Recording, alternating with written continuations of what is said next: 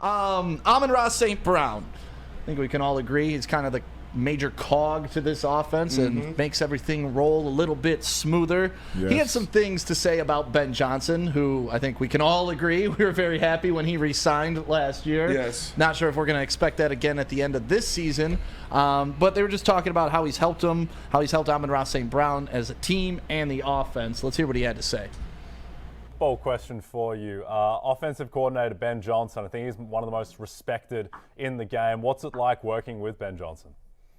It's awesome. He's one of the brightest coaches I've ever been around. He's super intelligent. He's one of the hardest working coaches. I mean, he's in his dungeon, we call it, where he, goes over, makes his plays, watches film, whatever he does in there.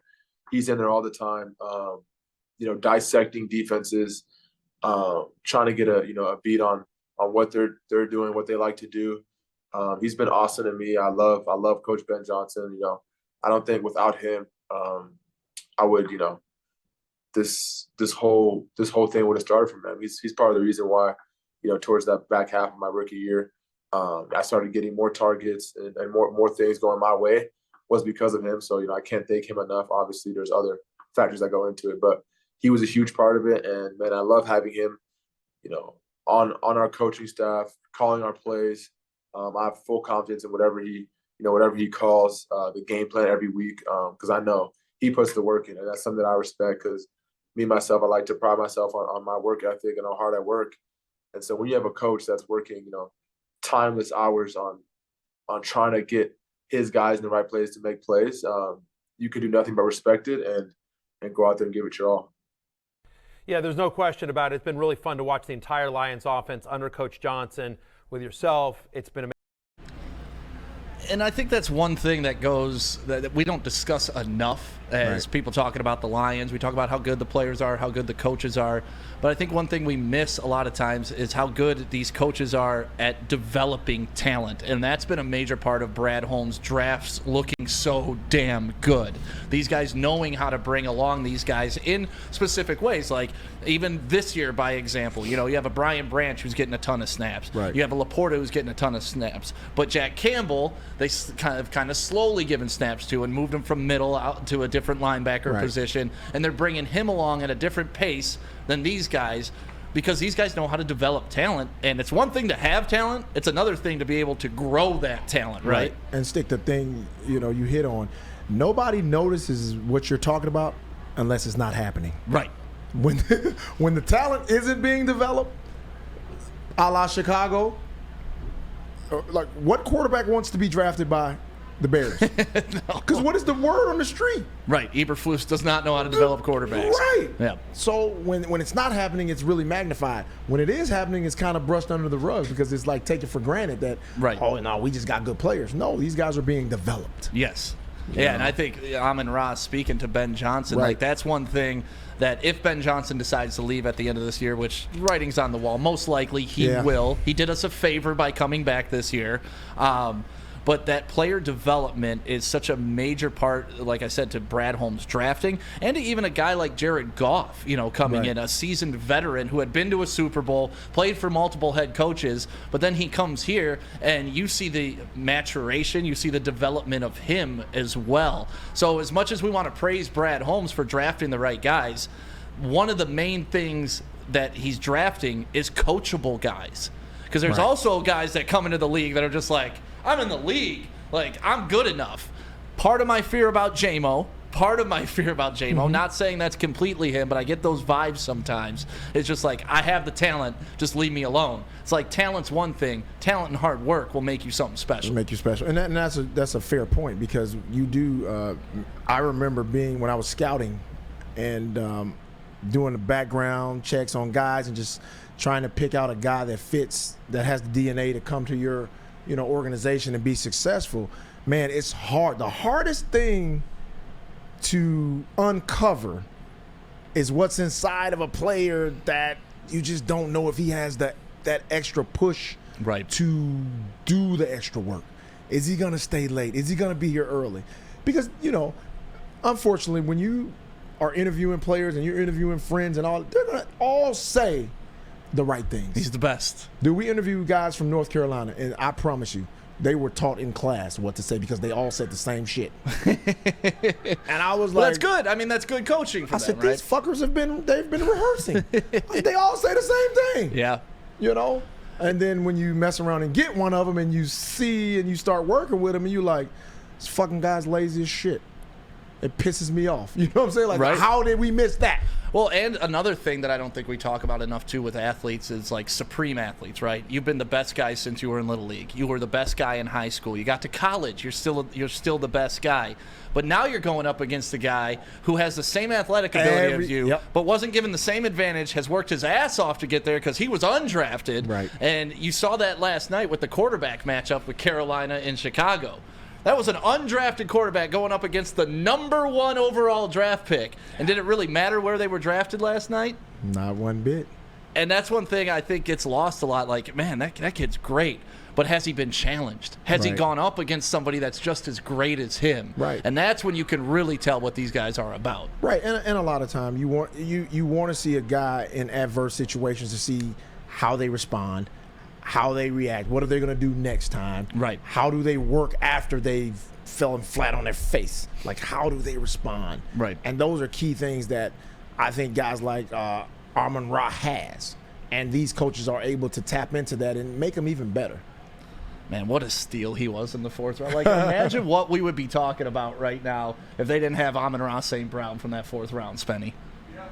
So, I mean, he's one of the best draft picks in recent history, like per capita. You got this guy, he's a top 10 receiver in the NFL right now. You got him out of the 4th round. We know his work ethic. We know his dad, like John Brown, multiple-time Mr. Olympia, is going to have that man working. And I love it, dude. I love his grit, what he brings, his work ethic. It screams Detroit, and I'm so happy for him to be here. Yeah, the footage that I loved of him coming out of USC was a blocking footage. Yeah. It had nothing to do with him being a wide receiver. It just showed him demolishing guys, blocking. And that's when you knew, all right, he got a little bit of that dog in him. And you saw Dan Campbell's interview before Monday Night Football where he started tearing up talking about the guys he had early on, that you knew going into battle these guys didn't have the athletic ability, and you knew that you were outclassed in that area, but where you weren't outclassed was the effort.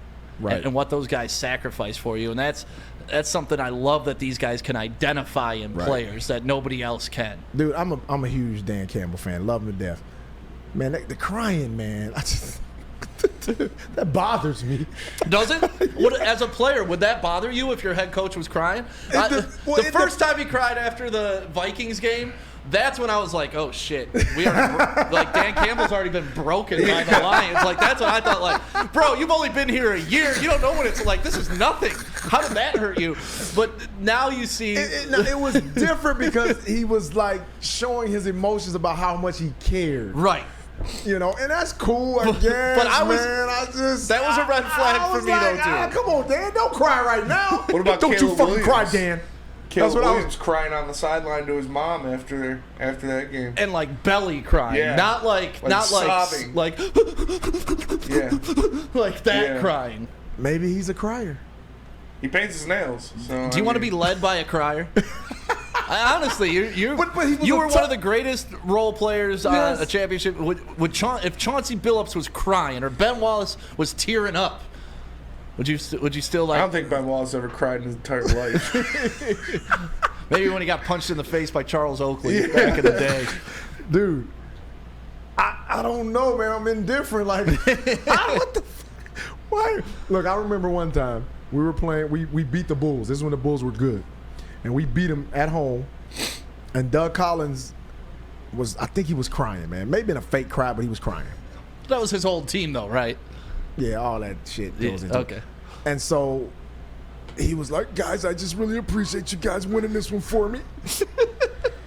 And everybody was like, We didn't win shit for you, coach. exactly. What are you talking about?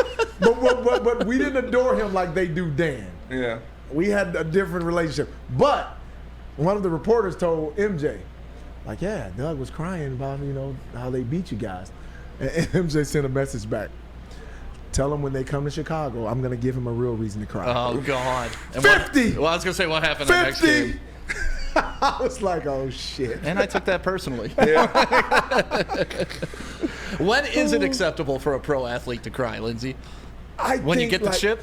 Yeah, when you win a championship or you lose a championship. Okay. Like, I think, like, because you've built up so much emotions throughout that season to get there. So when you finally win it, you feel like, holy shit. It's a my relief. whole life, I've dreamed of this. How many times as a kid you've played a sport, and before you even played organized sports, you were a kid, and you emulated guys on TV, and we would all say, hey, you just won the Super Bowl. What are you going to do? I'm going to this. I mean, how many times have you done that? Right. We've all done that. Right. Or you had the basketball. Championship game 7. I got 3, 2. Yeah. Oh, we've all done that. Yep. When you finally get to experience and be part of that, dude, it's a rush that you just like, damn, I'm on top of the world. Well, and it's something nobody can ever take away from you, too. Right. I think that's part of it. Like, no matter what anybody ever said, no matter what everybody ever thought of me, you cannot take this championship away. You know, people would talk, you know, and I don't take myself that serious. Like, of course, I competed on the highest level, and I will fucking tear your head off when we're on the court. Like, I will rip your shit off, even if you're my brother. You know what I'm saying? That's how you got to where you are, though. Right. But, like, somebody was like, oh, Lindsay, you were a role player. I was like, fuck you. I got 2 rings. Yep. And that's what I mean. And that's what I mean about the J-Mo insult, to take it back to that. Right. Who cares if the team's winning? I know my role. I'm going to play my role to the best of the ability because that's what the team needs. You know, Joe Dumars, he was a hell of a scorer. Rodman was a hell of a scorer coming out of college. All of those guys, Mark Aguirre, Isaiah Thomas, all of those guys were at one point, like, think about it. Mark Aguirre was one of the top players in the NBA at one time. Right. You know, Joe Dumars, Isaiah Thomas, all those fucking guys were animals. But they came together and guys played roles. Mark Aguirre came off the bench, for God's sake. You know what I'm saying? So, come on, man. Right. We had guys on our championship team. Everybody that came off the bench was a bona fide starter at one time. Yep. Every single one of us. Dan Campbell had a great quote. I think it was his first year. He said, true alphas know when to concede. There you go. And you can be an alpha male and understand that my role, even though I am not the center, I am still getting, and I am still a major part of this. And you see that a lot with this team, and you saw it a lot with all the teams that you played for.